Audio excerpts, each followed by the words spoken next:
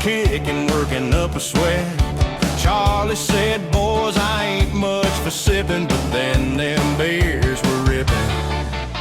Back in Paris, 1962, pastime, pool room, nothing better to do. Had a cue in his hand and a prayer on his lips.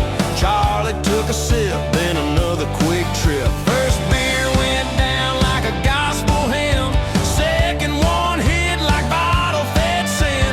By number 5, he was chasing Willie and Hank. By 10, he was dancing like his legs were on a crank.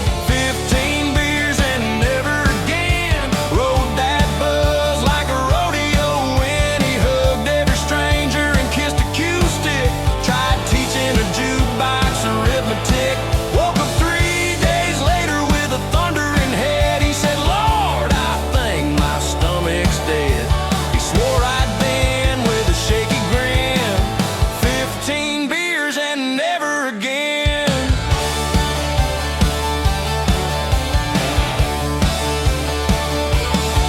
He tried arm wrestling Big Larry the most. Used a bar stool like a parachute. Told Betty Sue she should run for mayor, then fell asleep in a folding chair. He slowed down solo to Ring of Fire. Preached on free will and cheap barbed wire. Declared himself king of Paris, nowhere near that beat. 15 beers and never again. Whiskey, bourbon, scotch and gin.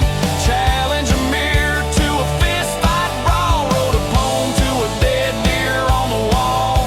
3-day hangover, pale as sin. He said, next time, boys, count me in. Never again. They say the good Lord watches drunks and fools, and Charles broke every unwritten rule. But he lived, he learned, he puked in a hat, and we still toast to the night just like that.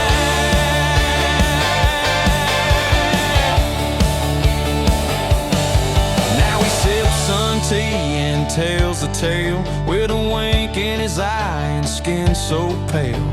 15 beers, he said.